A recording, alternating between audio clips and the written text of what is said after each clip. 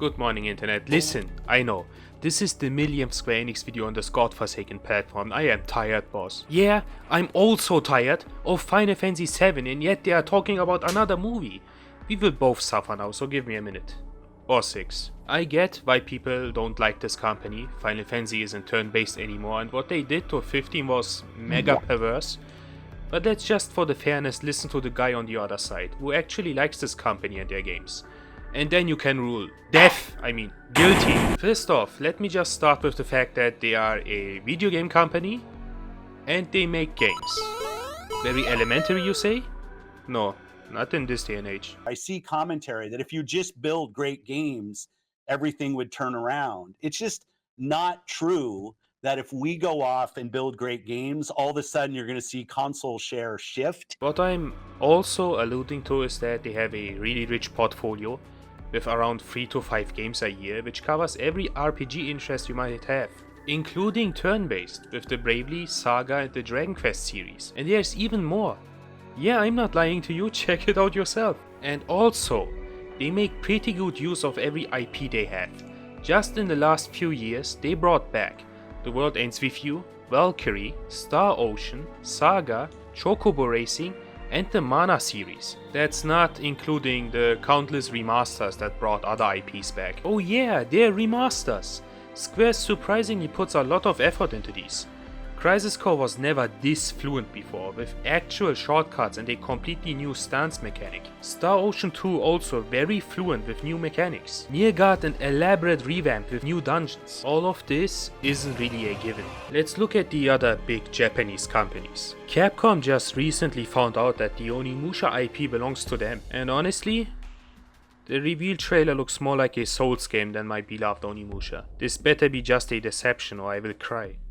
Shamelessly. Devil May Cry and Dragon's Dogma took a very long time, and probably to never be heard of again. Other than Monster Hunter appearing every now and then, they really only shit out Resident Evil games.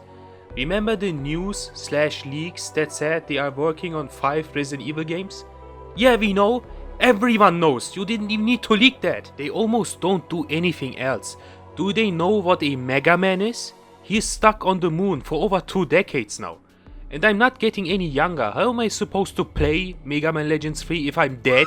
At least they bring the old MM games back in collections. Most of their remasters don't include new mechanics though and are sometimes pretty lazy. Except of course Devil May Cry 3 exclusively on the Switch, after 2 lazy remasters on the PlayStation. Namco, what do they even do these days? Excluding Bandai's money laundering with anime games. Fighting games are more of a service game these days, so Tekken and Street Fighter will happen like every 9 years or so. Scarlet Nexus is one original IP I can think of, and that's almost 4 years ago now. They don't really do anything anymore. And Tales is fucking dead, I'm telling you. Arise from 4 years ago wasn't even supposed to be a Tales game, and it shows. One decision! We were one single decision away from our last Tales game being almost 9 years old.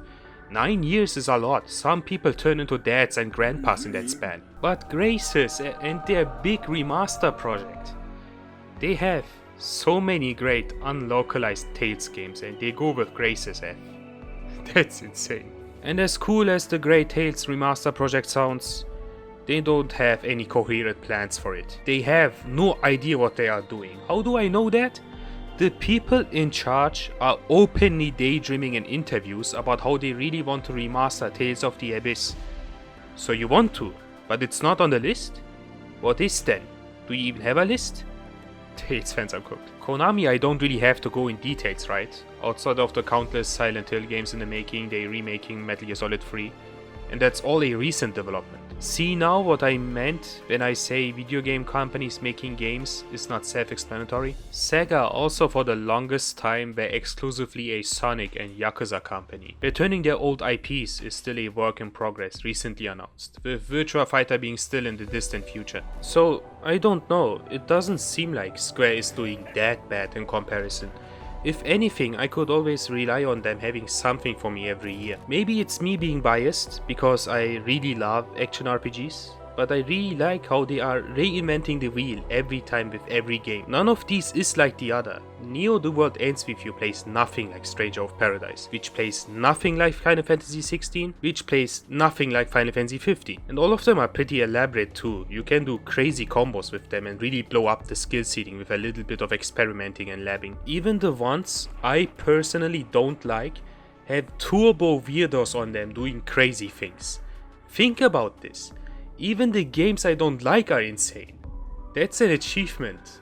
Or maybe just bad taste. Yeah, you're maybe not a fan of action games, but these games also have room for calm approaches and builds. Just give them a fair try. Although, you guys like Tales, right? You guys also like Devil May Cry, right? And both of these have pretty popular combo videos, right?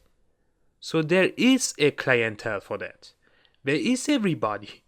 Like, Visions of Mana is really just a few steps away from being a Devil May Cry, but nobody talks about it? A little bit weird, but so be it. TLDR, I would say they absolutely do a good job as a developer, surprising me with really good gameplay every time, consistently delivering games, and thoroughly remastering older games with completely new mechanics. What more could you ask for?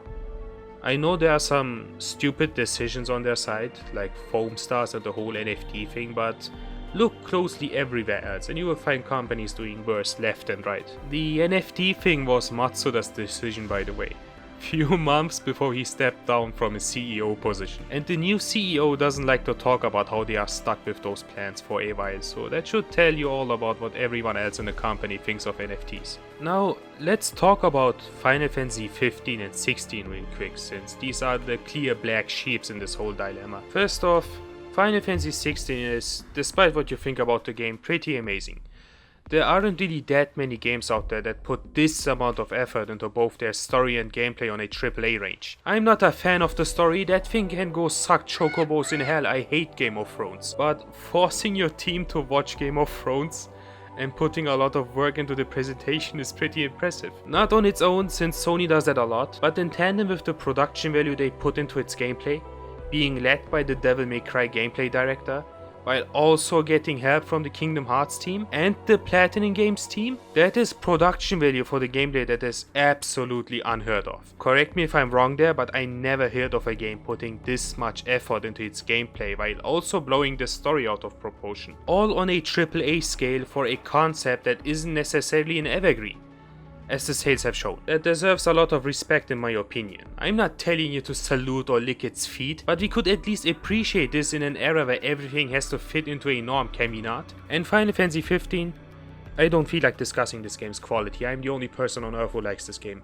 But let's take a second to consider the aftermath this game has caused in the development team. I think it's a little bit suspicious how Square Enix games really took off gameplay technically after the whole Final Fantasy 15 thing. Prior to that, they weren't as synergetic or DMC-ish. Birth by Sleep or Dream Drop Distance, for instance, had almost zero combo potential. And the Final Fantasy 7 remake got much more elaborate on the second try, which makes me think 15 caused this. This is the first big Final Fantasy game that made everyone post combo videos online, and I think that didn't go unnoticed. And the next mainline title is a Devil May Cry? Sus? So 15 walked, so 16 can fly? That's my personal tinfoil hat theory. If that's anything close to the truth, I couldn't be angry at that game. But you are more than welcome to be angry at it, go ahead bro. I also never really understood how this company has been seen as a sole turn-based deal only, given how even during their Squaresoft days they had fighting games, shoot 'em ups, racing games and tons of action RPGs, but that's an entire topic on its own. For now I will annoy Tekken fans, hehe.